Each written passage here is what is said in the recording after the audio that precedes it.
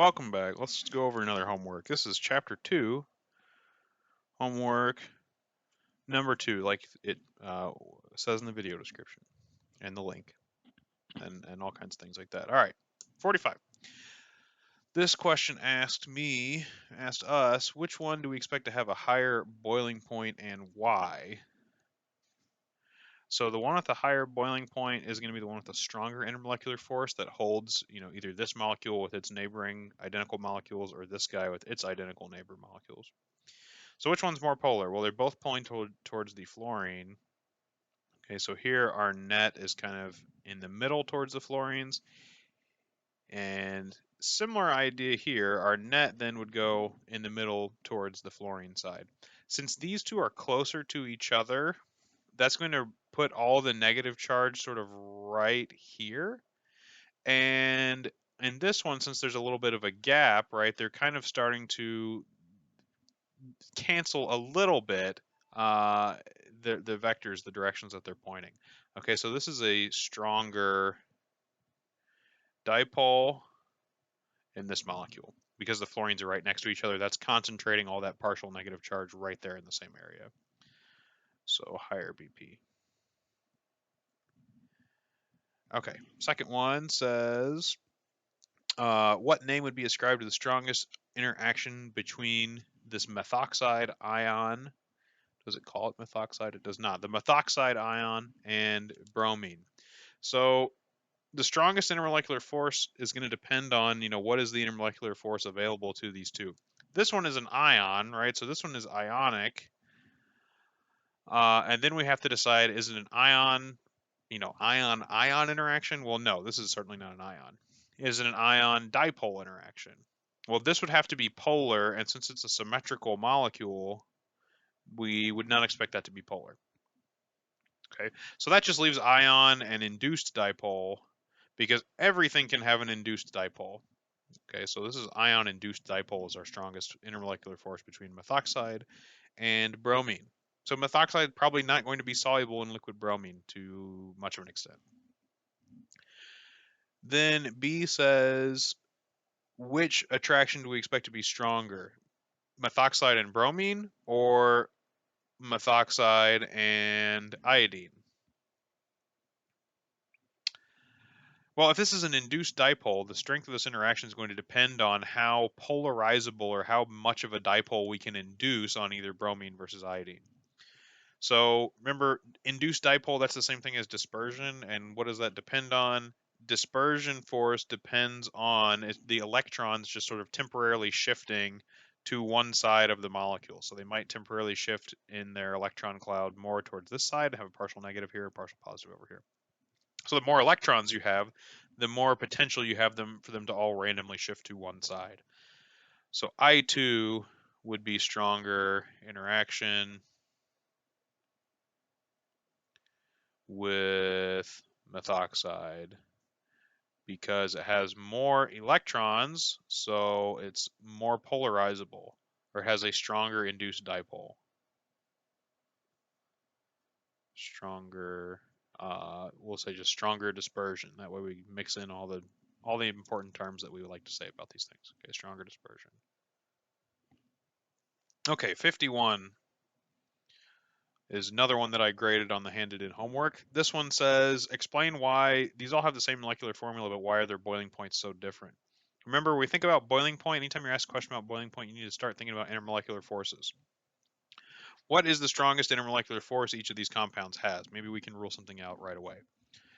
So this one can hydrogen bond, right? I have an NH. This one can hydrogen bond. I also have an NH. This one can't hydrogen bond. Okay, it has no potential for H bonding, so that makes sense that it's the lowest then. This one would just have dipole-dipole interaction.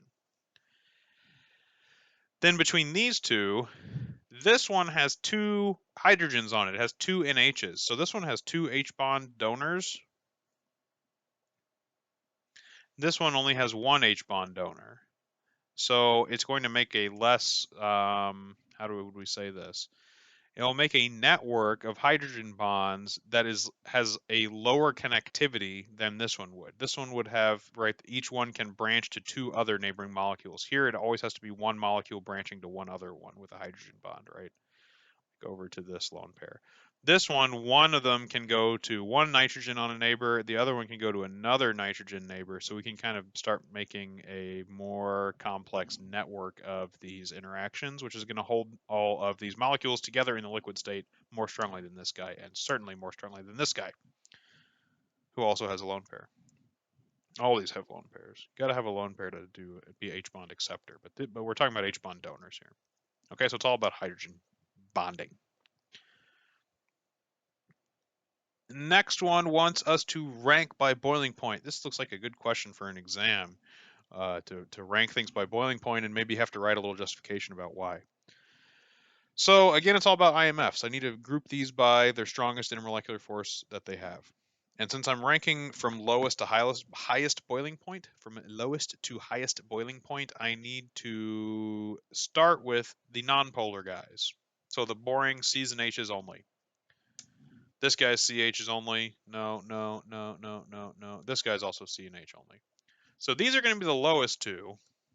And now I can also go ahead and just figure out which one's going to be the lowest out of A and H.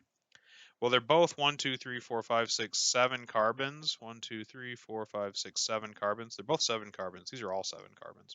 All the molecules here. So if they only have dispersion, I can't go by the number of electrons because these both have the same number of electrons. In this case, I need to go by the surface area. Remember, the more branched it is, the less potential there is for all the electrons to shift to one side. Okay, you kind of think of it like a seesaw. If you have well, can you think of it like a seesaw? Let's not think of it. Don't think of it like a seesaw. Let's ignore that. Pretend like I never said anything about seesaws. This one, you're right. They can't shift very far. We can't end up with that much polarization or separation of charge. Down here, we have a longer molecule. We have the potential for all the negative charge to end up on one side, really far away from that partial positive it would leave behind. Okay. Also, you can think about the fact that these molecules, you can picture another one kind of sitting right on top of it, so that they could have that dispersion interaction with their neighboring molecule pretty, tightly. This one, they're going to be harder to pack, right? You could like kind of fit this end in here, but then you can't. This V part's not going to stack quite as nicely. So these ones, they have more surface area. They're not branched. They're going to stack up better together, and they're also going to be more polarizable. All those things are going to lead H to have a stronger dispersion than A. So A is going to be lower boiling than H.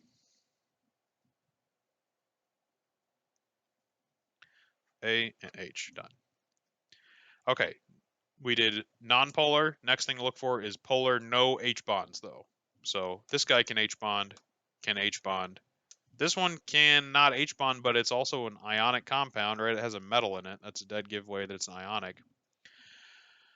H bonding. Okay, no H bonding on F, and no H bond donors, at least on F and G. Okay. So now you have to think about which one of these is more polar.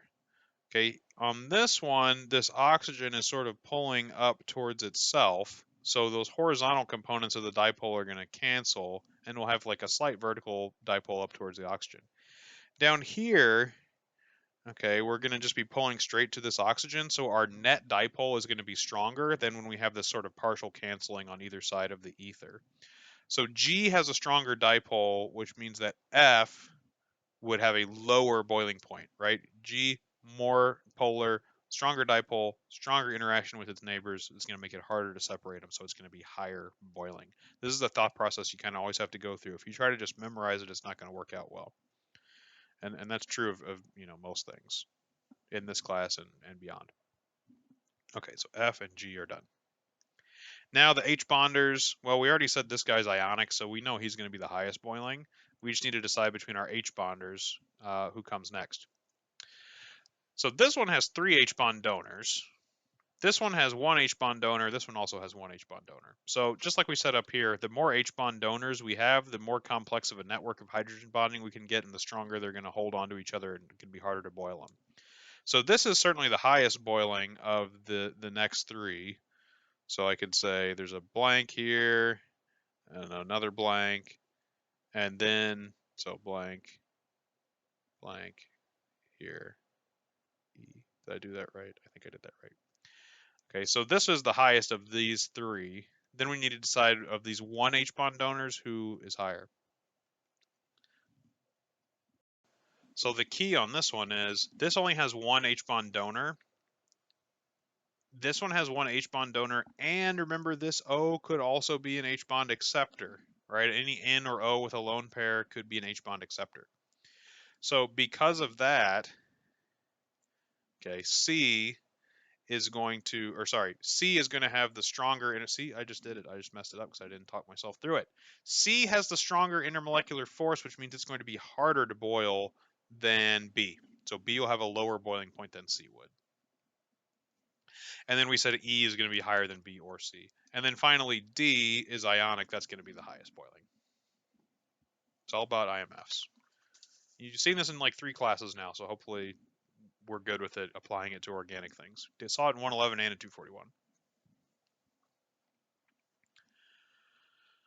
241. Okay, next question. 59 says calcium interacts, well, to summarize, it says calcium interacts more strongly with carboxylates than it does with these alkyl sulfates. Okay, so why is this? Well, this is going to be an ion-ion interaction. I hope we agree with that. So this is going to interact most strongly with whichever one of these is the most ionic or has the most accessible negative charge, right? It doesn't maybe necessarily make sense to say the most ionic. They're all ions. But which one has the most accessible negative charge, the most polarized negative charge? Well, the sulfate, if we think about our Lewis structure, right, the single bond oxygen could be any of these 3 oxygens. So really, we get something like this, right, where we have partial double bonds. If we were to draw a resonance summary of the 3 resonance structures of this, where we have the negative down here and the negative up here, we get something like this, okay, where we have this overall negative charge that's delocalized through this entire thing. Okay, so no one of these oxygens is carrying the full negative charge that can bind to the calcium with. Now, it's similar with the carboxylate, right? We could draw a resonance structure with the negative charge on either of these oxygens. But at least this negative charge is localized in this little kind of pocket, right, that the calcium can kind of slide into, and this could act like a bidentate ligand then to a calcium. This one's going to have a harder time doing that. It's going to have to localize its negative charge in order to actually bind to the calcium, so it's going to lose some of that resonance stabilization. So it wants to just stay where it's at and continue to be resonance stabilized. Okay, this one has a more accessible, localized negative charge that the calcium can slide into. All right, let's do 63A. This is the terpene one. We got to remember what the hell a terpene is. A terpene, we didn't talk about this in lecture, but I figured you guys could read about it a little bit on your own and maybe find it interesting. So terpenes are a class of compounds in nature that are derived from this isoprene, this little 5-carbon guy. This isoprene, or 2-methylbutane. Okay, it's kind of, well, okay, I guess this isn't actually explicitly isoprene, right? It's not really explicitly isoprene because this is like the unit that well, let me just finish drawing the structure of isoprene. Okay, isoprene, well, can I even draw it correctly? Let me just start this over here. Isoprene looks like this. Okay, it's this little 5-carbon thing with these 2 double bonds. When we're looking for this in a structure, we're really just looking for this kind of skeleton. Okay, so I'll put this in quotes. We're really just kind of looking for the skeleton of isoprene because the double bonds will often be broken when we stitch together multiple of these isoprene molecules to make a more complicated thing. So this is kind of like a building block of some weird organic molecules in the body, okay, that we call terpenes or terpenoids. Okay, so what are we looking for in this one? We're looking for those little 5-carbon fragments in this ring structure that were isoprenes that got stitched together. And really the way that I like to look for this, and this is less of a focus than the other things that we actually talked about in a lecture, okay? I'm not going to ask about isoprene on the exam, so feel free to stop watching here if you want to. how do we find this? It's 1, 2, 3, 4, and a dangler. Okay. So anytime we have 1, 2, 3, 4 carbons in a row and a dangler off carbon 3, then we're in business. Okay. 1, 2, 3, 4 dangler. There's an isoprene. All right. Now this is an O. This is an oxygen right here. So this is not part of the. This couldn't be part of an isoprene. Okay. 1, 2, 3, 4 dangler on carbon 3. There's another isoprene. Okay. Next one. So here's a dangler. So if this is carbon 3, could I go 4, 3, 2, 1? Yep. So there's another isoprene dangler. And 1, 2, 3, 4 dangler on carbon 3 again. Here's my last isoprene. Okay, again, we're just looking for this 1, 2, 3 dangler on carbon 3 to find our isoprene units. Okay, so hopefully that wasn't too bad. This was a nice short video because I did my legwork ahead of time. All right. So I'll catch you guys for chapter 3 homework when we talk about MO theory. Everybody's favorite MO theory with less Spartan than ever. Which we love Spartan. I thought about putting Spartan in the lecture, but anyway, I'm just go ahead and end the video. Stop talking.